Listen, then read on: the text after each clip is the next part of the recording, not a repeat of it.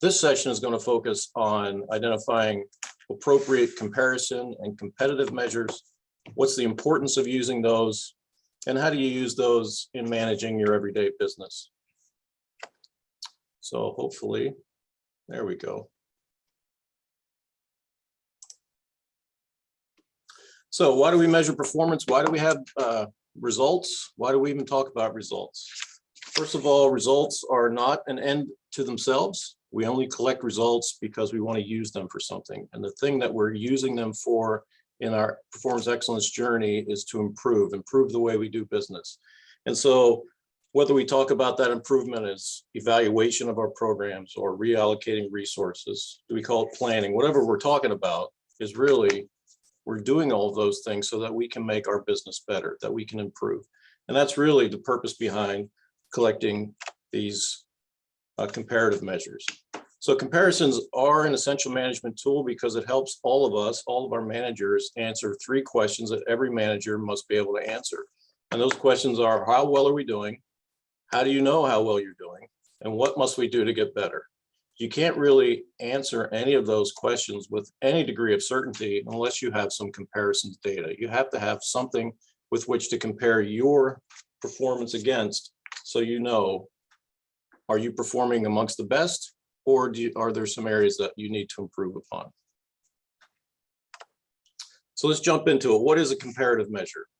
And so a comparative measure is simply measuring your success against others to discover if there's a gap in performance. And that's really what it is. Let's not overcomplicate this concept here. The purpose behind the comparative measure is to identify your performance relative to that of other organizations. Those organizations can be similar to yours, they can be different than yours. The idea is that there's some key process that that organization is doing that you want to learn from. So the idea is to compare your performance against the other organization's performance so you can identify what is it that you're doing well, what are those areas in which you need to improve. Another area that's important, as an important use of our comparison data, is really to help us set goals. And so our goals, we can't set goals without knowing where we want to be.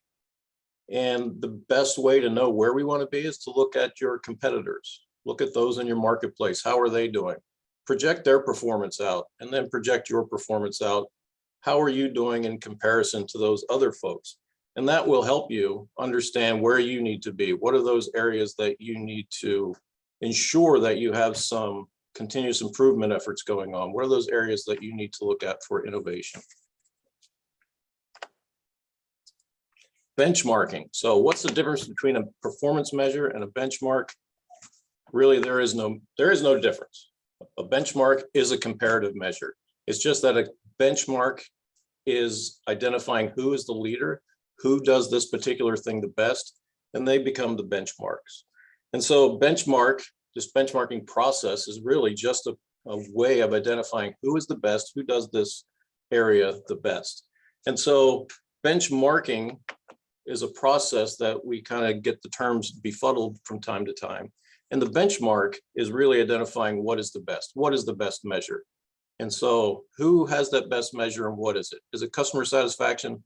Is that measure 95%? So 95% becomes the benchmark. And then there's the benchmarking process. And that's the process for looking at that benchmark, determining how it was that they became the industry leader, and then following up with that organization to find out what it is that they do that you may be able to adopt to help you become even better at what you're doing. So benchmarking is simply that. It's a form of measurement that's designed to facilitate your learning, right? It seeks to answer the questions. How are we doing? How do we know what it is that we need to improve, right? Just as we go back to those other slides. And so benchmarking is often difficult for some of us managers that are very proud, because in order for benchmarking to be successful, first of all, you have to be humble enough to believe that you can learn something from somebody else. And then you have to be smart enough to be able to actually learn from somebody else. This is something we hear a lot in our journeys as Sterling examiners. We're different. You can't measure what we do, right? No one does it like we do. We're so different. And so therefore, there are no comparison measures. I wish I had a buzzer here. No, that's not correct. Every organization is different, and we realize that. However, there are ways that you can find comparisons. There are comparisons out there that you will want to compare yourself with, because without comparisons, your performance excellence journey is not going to proceed as quickly as it should. One of the things you want to do, first of all, is to develop some standard. What is it that you're looking for? Are you comparing yourself on outcomes, right? That would be some measure of effectiveness. Is this program effective? Are we looking at inputs?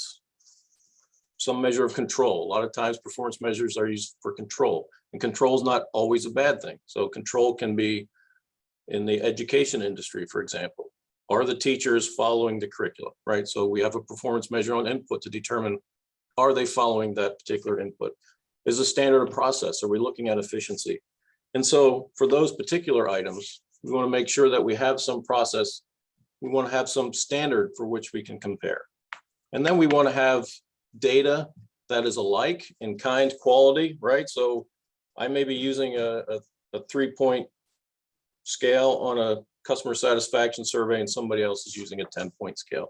So we want to make sure that those kinds of things are aligned and what we call harmonized. Isn't that a wonderful word, harmonized? So when we formed the Florida Benchmarking Consortium, which is a group of about 40 local governments that got together to compare performance against, so that we could find out who was doing XYZ the best. One of the things that never occurred to us was that there are 40 organizations out there, and 40 organizations compared or defined FTE differently, full-time equivalent employee. Everyone defined that differently. So how could you compare? And so one of our first tasks was to sit down to say, let's harmonize this measure. Let's get a measure together that we can all agree when we're reporting to the Florida Benchmarking Consortium, this is how we're going to define FTE. And so there's lots of different things that you can do along those lines. Don't think that your comparison has to be in your industry. What we're doing is we're looking at a process. So computer network uptime. That doesn't matter if you're in a hospital or in a university. Computer network uptime is going to be the same. So don't think that you've got to be comparing like to like. And again, keep in mind the purpose for these comparison data. The comparison data is not to be used as a club to beat your managers with, like, hey, what the heck's wrong with you? It's not to punish them. It's to start the conversation. It could be that that particular manager, that particular process needs some process improvement. It could be that there's not the appropriate level of resources there. So it should be used as an opening that we can talk about, hey, here's the things I need in order to succeed. So having said that, you will drive yourself crazy trying to find the perfect comparison, the perfect benchmark. So don't even try. And as you begin to identify benchmarks and comparisons, one of the things folks are going to do is say, well, we can't compare against that organization because XYZ, right? And so everyone's going to point out to you, there is no perfect comparison, therefore we cannot compare. So don't fall into this trap. There's no such thing as an apples to apples comparison. If everyone was just like you, everyone would get the exact same result as you, right? And so there is no apples to apples comparison. And even that idea of an apples to apples comparison is a little flawed. After all, there are lots and lots of different apples, right? There's Golden Delicious, there's Wine Sap, there's crab apples, right? And so even the apples aren't the same. However, we can learn from one another. And what's to say that the apple can't learn from the orange? And so let's cross industries, look out there, find out what it is that we're doing. Another trap that you don't want to fall into as you're beginning this journey of developing comparison measures is only comparing to yourself. And so a lot of organizations will have a plan, and then they will measure their success in achieving that plan. And so what you're doing there is just measuring against your plan. Is that good? Is it bad? You really have no way of knowing until you have some comparison measures. Are you meeting customer expectation? Are there opportunities for innovation and improvement? You really don't know until you find someone that you can share information with. The second or the third trap that we want to avoid here is looking backwards. So we don't want to only compare ourselves to last year or the prior years, or this is what we call trend data. And it's very popular. We compare ourselves to 5 years ago and how did we perform? So beating last year's numbers is good, but it's not the point of performance excellence. The point is improvement. So we're looking for a performance measurement system that's going to tell us if the decisions we're making right now are going to make us better in the future. And so we want to stop looking backwards and begin looking forward. Oh, golly, Ned, but I just can't find a decent comparison measure. Oh my gosh, we're going to hear that over and over and over again. So put people at ease. What is the purpose of a comparison measure? Is to find out how we're doing, as Samson was talking about. How do we know where we fit into our competitive environment? The only way we know that is if we have comparison measures. We're using comparison measures to improve, not to come up with a reason to fire somebody. And so focus on the reason for these comparison measures.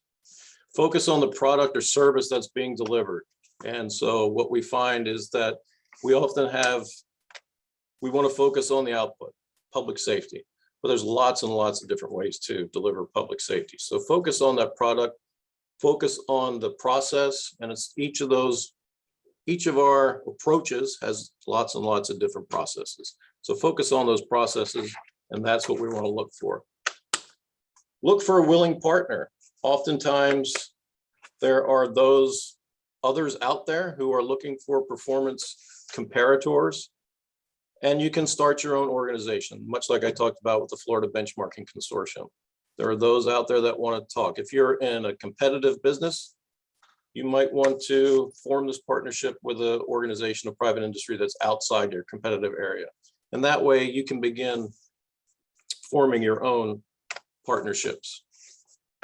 So when we're talking about comparative measures, when we document this in the organizational profile, this is really what we're looking for. These are two examples from the two recent Baldrige recipients, Howard Community College and Fries and Nichols, which is an environmental engineering firm. And it's really in the organizational profile, we're just asking that you list what are those comparative measures that you have. And not every comparative measure is going to fit every need. And so there are some that are comparative measures for strategy. There are some for financials. There are some for operational. And we just ask that you define what they are. And then finally, comparative measures.